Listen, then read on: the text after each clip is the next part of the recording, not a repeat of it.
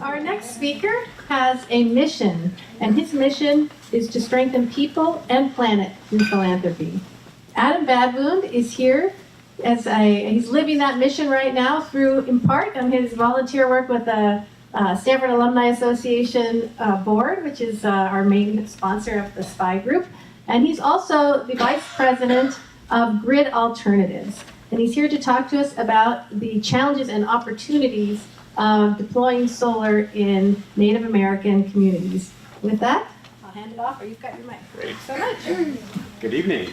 Can you hear me? Yes. Yes, thank you. Wonderful. All right, yes, my mission is to strengthen people and planet through philanthropy. I'm not on.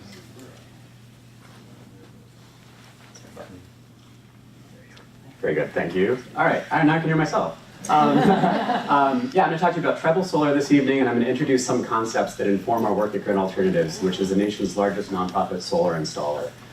We work with, well, so let me begin by introducing myself. Obviously, I'm a member of a Native American tribe. I'm a member of the Oglala Sioux tribe in southwestern South Dakota. And tribal communities are actually in every community, in every city, and most small towns scattered throughout the nation. We represent about 1% of the population, and when you combine American Indians with other races, we're about 2% of the population. Native nations are actually scattered largely throughout the United States, in 36 of the United States, primarily west of the Mississippi River, which you'll notice due to displacement. My tribe in southwestern South Dakota is Pine Ridge, that's right there. There's about 550 plus tribes across the country. So an introductory concept is that of tribal sovereignty. So that's an ordinary concept that basically says that tribes are able to, they're sovereign nations and they're able to self-govern themselves. And that's something that's important for us to recognize because they're neither state or nor federal governments, they're tribal governments. Self-determination is a key part of the work that we do because self-determination is basically the relationship that these governments have between tribes, so between the federal government and the ability for tribes to find their own solutions to their variety of needs, including energy. Tribes also benefit from traditional ecological knowledge, which is the accumulation of learning from our ancestors and our elders that inform our relationship with the natural world and our place in it. Nice shirt. Yeah. So when we combine these concepts, self-determination, tribal sovereignty, and traditional ecological knowledge, and you put that together, the combination of that is what we refer to when we speak about tribal energy sovereignty. And so this is a community-based approach that we have here at Grid Alternatives. And we also know that the tribes are a couple of things. The tribes are uniquely and disproportionately impacted by human impacts on climate change, and also that we expect that these impacts are actually going to get worse over time. And this is, evidence that these are obviously human-made impacts. We also know that tribes are very resilient communities, and so tribal resilience is something that I think a lot of other communities could learn from. And we are still here. There are still tribal people in our society, and I think that we might be able to unlock some keys to fighting climate change. Now, there's some great opportunities in the solar space.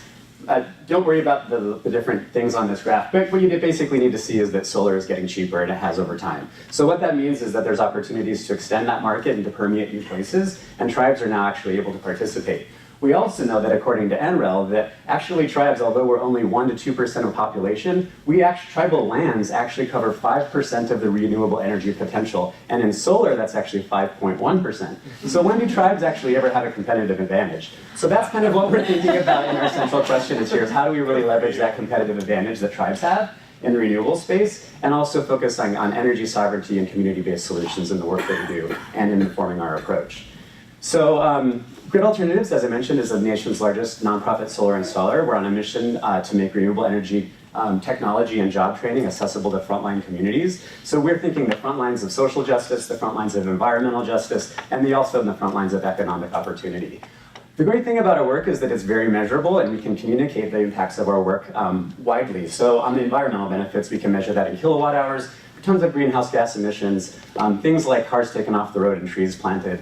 Forgive me that these X's are placeholders, but if you go to our website, gridalternatives.org, we have an impact calculator, and these metrics are actually in real time. You can check what we're doing. Economic benefits is the people that receive hands-on experience from our programs, career training participants, and also jobs and job placement opportunities and partnerships there. Some of the social benefits, of course, are the households and the number of people that we are able to serve. Also, we do work with community facilities and tribal community centers, and we can also measure that in terms of the lifetime savings that these communities benefit from over the course of the life of the system. So our tribal program has installed more than 605 systems. That's 2.8 megawatts and a cumulative savings of $23 million to tribes. And that's 43,000 plus tons of greenhouse gas emissions. And overall, our organization has trained 38,000 plus people.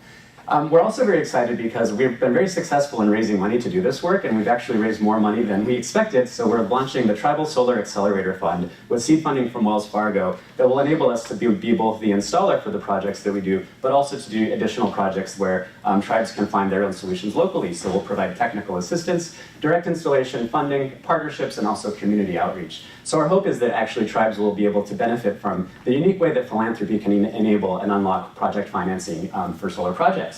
So we're looking to fund solar projects. We're also looking to invest in energy entrepreneurs, companies, and co-ops, and other business enterprises that are tribally led, all with doing so with a focus on job training and transitioning economies and capacity at the local scale. Thanks for your time.